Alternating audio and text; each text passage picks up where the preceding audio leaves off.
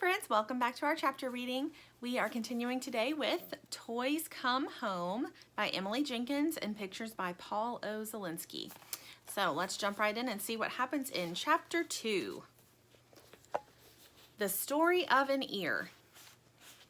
As winter fades and spring blooms, Stingray spends most of her time indoors, learning to play checkers against herself, watching TV, playing with the girl, listening to stories, nodding while Bobby Dot lectures.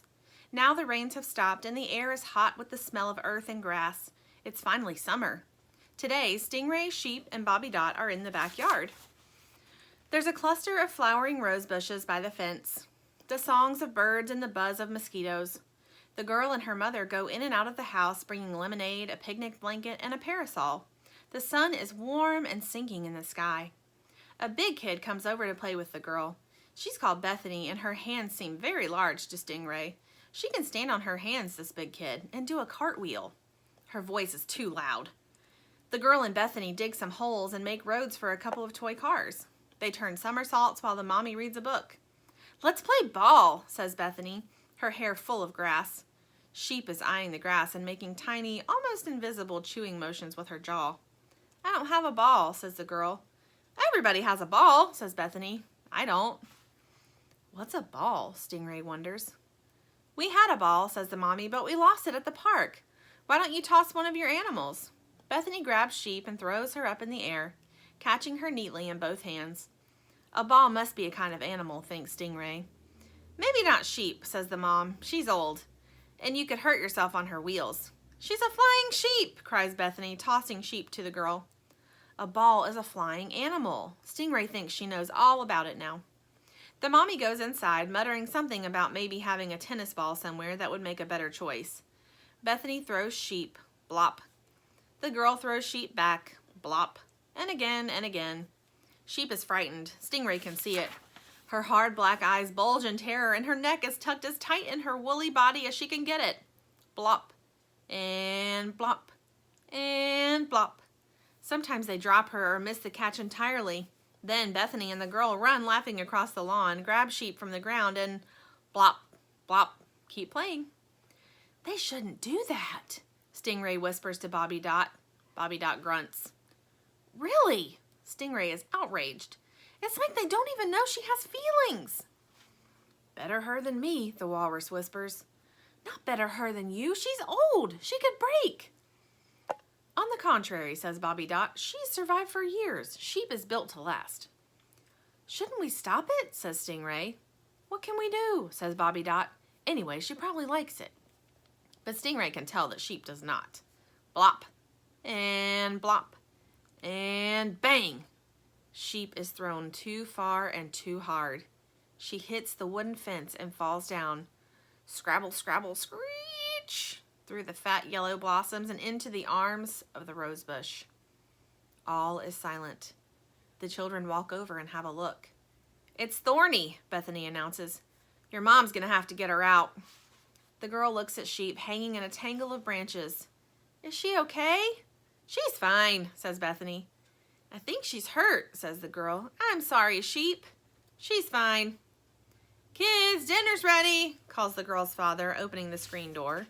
He trots down the back steps and collects the empty lemonade bottles, the parasol, and the picnic blanket. "Go on in, spaghetti and tomato sauce." "Paschetti!" yells the girl. She scoops up Bobby Dot and runs into the house with Bethany close behind her. The sun is setting. Stingray and Sheep are alone in the yard. Stingray can hear the sounds of the family, plus Bethany and Bethany's dad eating spaghetti and talking. Glasses clink, a piece of silverware clatters to the floor, people laugh. "Someone will come outside and get us, right?" Stingray asks Sheep. Sheep bleats softly, pitifully. "Yes, someone will." Stingray answers her own question. "Just like someone came and got me from the basement. Don't worry, the girl won't be able to sleep without you, Sheep. She needs you in the high bed with her," says Stingray, though that last sentence catches in her throat. Sheep only bleats. The two of them listen as the humans eat peach cobbler and the kids dance around the living room to a song about glorious mud. They listen as Bethany and her father say goodnight and drive away in their car. They listen as the people head upstairs and the girl runs water in the bathroom. They can hear her splash in the tub. They can even hear the whiz of her electric toothbrush. Then the dad reading aloud, and the dad singing. The parents chatting downstairs, washing dishes, going to bed. Okay, no one is coming, says Stingray finally. But they'll come in the morning. I mean, they know where we are, and we're not even anywhere scary, so that's good. Sheep actually is somewhere scary, remembers Stingray. She's in a thorny bush. Stingray flops over, the cool night grass tickling her tummy. Looking up, she sees that a single huge thorn pierces one of Sheep's felt ears. Sheep is suspended by her ear from that thorn, her body and her wheel platform dangling down through the branches. Does it hurt? asks Stingray. Sheep bleats. Okay, this is serious. Stingray must rescue Sheep. Sheep, who's not even really Stingray's friend. Sheep, who does not want Stingray to sleep on the high bed. Sheep, who keeps falling asleep while Stingray is talking. Sheep, who isn't the sort of person to care a whole lot about anybody else's loneliness, but spends her days gently nibbling one corner of the girl's box spring, or sometimes a shoelace. Sheep is in trouble, and it doesn't matter suddenly that Sheep has never helped Stingray. Stingray will help Sheep. But if Stingray climbs the thorn bush, her good-looking plush will get thorns in it. Plus, she might get stuck. Even if she did get up to the branch, it's not clear that Stingray's flippers will be able to unhook Sheep's ear from the thorn. Slingshot. What? Did Sheep bleat something? Stingray was thinking about important thoughts. Slingshot. Stingray knows what slingshot is. She and Sheep and Bobby Dot saw one on television the other day while the girl was at school and the grown-ups at work. It's a contraption where you get yourself a big rubber band and a rock. You stretch the rubber band around the rock, and you attach the ends of the stretched rubber band to 2 sticks in the ground. And then you stretch the rubber band and the rock together so far and let go. Then the rock zings through the air and hits your enemies on the head, hopefully. What are you yammering about? Stingray asked Sheep. There's no slingshot here. There's not even a rubber band. Leg warmer. I'm trying to figure out how to help you, says Stingray irritably. Sheep must be talking nonsense from the stress of being hung in a thorny bush. Leg warmer. Oh, Stingray sees it now, in the dark. A sparkly blue leg warmer is indeed lying in the grass, halfway under the bush. Very pretty, but I'm problem solving here. Slingshot. Sheep's bleat is feeble but persistent. Stingray investigates the leg warmer. It is stretchy and quite long, like a rubber band. Sheep wants her to build a slingshot. Who would ever imagine that Sheep had the brains to think of it? I'm going to rescue you with a leg warmer, cries Stingray. She gets to work. First, she ties one end of the leg warmer to one post of the back porch stair rail. Then she takes the other end of the leg warmer in her mouth and ties it around the other post, pulling it tight. Then she wiggles herself into the center of the stretched warmer and scooches up the steps until it's pulled back as far as it can possibly go. She's only holding herself in place by pushing down hard with her tail. Stingray hears herself making this sound in the back of her throat. It's a fear noise, because she could slingshot herself toward where Sheep is hanging from the rose bush and miss. She could hit the bush full on and end up covered in thorns. She'd be a thorny Stingray forever and ever after that. And everyone would want to call her Pokey because she was always poking them with her thorns. Or she could hit the fence behind the bush and be flattened into the shape of a waffle. People would put butter and syrup on her and cut her into bite-sized pieces. Or, worst of all, she could go over the fence and be lost forever in the yard of strangers. Stingray's about to ease herself out of the slingshot and just slither up the steps to wait sweetly on the doorstep for the people to find her in the morning when Sheep bleats again. It's such a soft, sad bleat. It doesn't even have a proper B in it. Ah, Sheep cries. Ah! Stingray stops thinking. She releases the leg warmer and launches herself across the yard.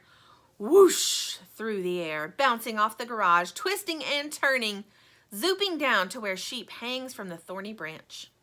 Whop! Stingray grabs Sheep in her plush flippers and holds on as hard as she can to the woolly body as they hurtle with a slight ripping sound down to the ground, landing in the dirt beneath the rose bush. They lie there together, Sheep and Stingray, looking up through the dark. Stingray glows with pride. So there's Stingray rescuing Sheep from the thorn bush, and you can see the thorn that's stuck in her ear.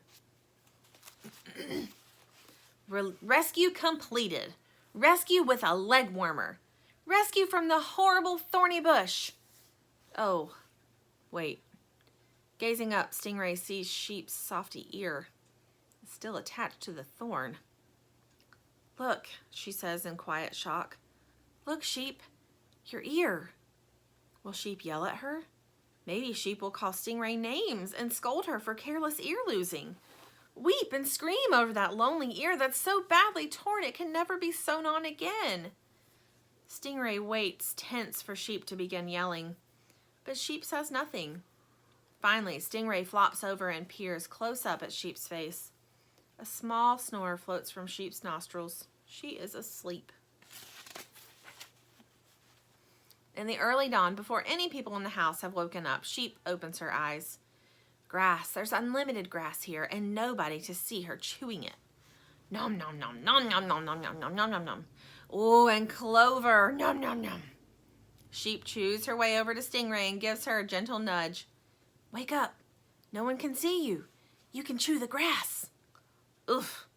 Stingray is sleepy and sore from the slingshot. Grass doesn't interest her. Or do you like clover? You can chew the clover. Stingray doesn't even have teeth, but she raises her eyes politely. How does your head feel? She asks. What? Bleats Sheep. I can't hear you. I've lost my ear. How does your head feel? Actual grass, can you believe it? I'm sorry about your ear, cries Stingray. You don't have to shout. The other ear still works, says Sheep. Then, unexpectedly, she leans her head sweetly against Stingray's flank. Oh, I never thought I'd get grass, she says, sighing. I never thought it. That's nice. This is the best day of my life, says Sheep. It is? Stingray knows Sheep has been around a long time. Yes, it is. You, me, and a yard full of grass, says Sheep. And that's the end of chapter 2. Join me back next time and we'll see what happens next in chapter 3. Bye.